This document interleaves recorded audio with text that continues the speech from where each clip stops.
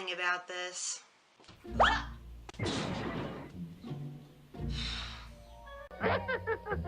Very funny.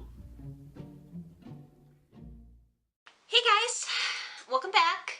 I promised myself I was going to review all of the Star Wars spin-offs that count as movies before Rogue One comes out, and so here we go. Today I'm reviewing the infamous Star Wars Holiday Special. The one and only time it aired was in 1978 in November, shortly before Thanksgiving.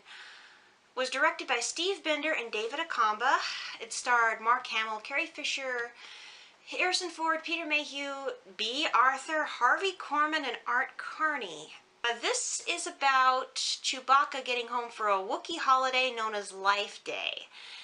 I don't know what the origins of it are, or whether it's anything other than the Wookiees standing around in a psychedelic environment with red robes on and carrying snow globes. But let's just say it's a, family togetherness time, special meals, and all that kind of thing. Chewbacca's family is waiting for him on Kashyyyk, and Han Solo's the one to ferry Chewie back, and they're late. They're late getting there, and his family is worried. There's a whole bunch of Imperial stuff going on. In the midst of this story, it runs off on several tangents to make room for very distracting, very bad quality musical numbers. They had Jefferson's Starship, this gal with sparkly hair, and I don't remember her name, and I'm kind of glad I don't. There was like a holographic circus to entertain the little guy, and there was a couple of instructional videos, one of them with cooking, which is one of the only funny parts in the whole thing.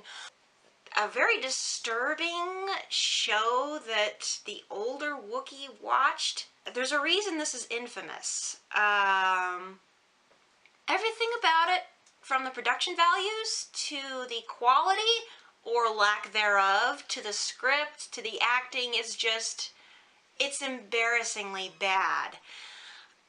George Lucas has been quoted as saying if he could find every single bootlegged copy of this, he would take a sledgehammer to it and smash it to pieces. What I liked most about this one, seeing Luke and Chewbacca, who, along with C-3PO, were the only two who stayed in character throughout the whole thing. Luke was still Luke. I mean, he wasn't, the poor guy looked kind of off. I mean, there was a lot of makeup and it showed off his long eyelashes, so he looked a little bit feminine. But his personality, he's still all Luke. I mean, and he's still likable in this. He had mercifully little screen time, for which I'm sure he's thankful now. What I disliked most? Oh my, there are so many different things to choose from. I think what I disliked most were the musical numbers and the bad sound quality. I mean, they reused a cutscene from New Hope where Darth Vader and one of his officers are walking along the corridor, and the lip sync is as far off as it can possibly get. It's like one of those dubbed animes where the mouths keep moving after the dialogue is stopped. It's just, oh, it's bad. Another bad thing about this is the Chewie's family's names. I mean, his wife, that's okay, but his father and son, oh gosh, good lord, who named those creatures? His father's name, I think, is Itchitacook or something like that, and it's shortened to Itchy, and the thing looks like a demented, abominable snowman. His son is actually kind of cute, a little bit annoying, but kids generally are, so I give him a pass. But his nickname's Lumpy. The poor thing! What idiot in their right minds would nickname their child Lumpy? Let's get on to the scoring of this atrocity. The story, when you boil it down to its essentials, is okay, but it doesn't even warrant an average score, so it gets a 6 out of 10. The acting is one of the low points, one of the many low points. Carrie Fisher's got this blank look on her face. I hate to say it, but she looks like she was on something at this point.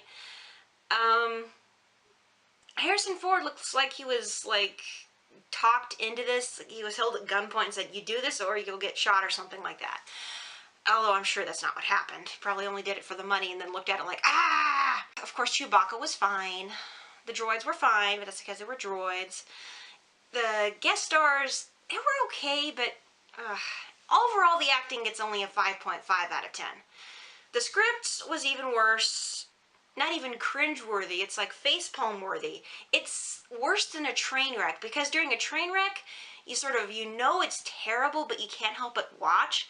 With this one, you just want to cover your eyes and cry that this was even made. So, yeah, the script gets a 4.5 out of 10. The humor, parts of it are mildly funny, but only in a very stupid way, so it gets a 6 out of 10. The music, that which was not used directly from the Star Wars movies, was just terrible, so it gets a 5.5 out of 10.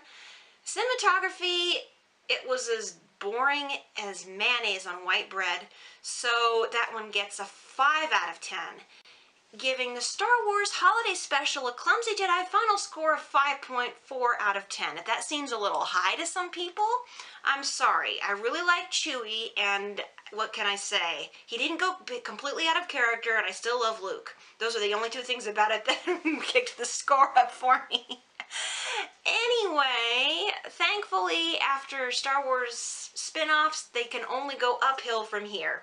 The rest of the week, I'm going to be reviewing the Ewok movies. So until next time, this is the Clumsy Jedi signing off. Bye, guys! And do yourself a favor and don't watch this, even if you are imbibing some sort of intoxicant. It'll only make the headache worse. To end this review on a high note, don't forget it's only 4 days until Rogue One comes out and it's available to the general public. I haven't seen any preliminary reviews yet. I'm going to look at those tomorrow, but no matter what they say, I'm keeping my ticket and keeping my plans. I'm going to be seeing with at least 2 other people, probably, maybe 3, and I'll update you guys on Thursday evening. So until then, goodbye.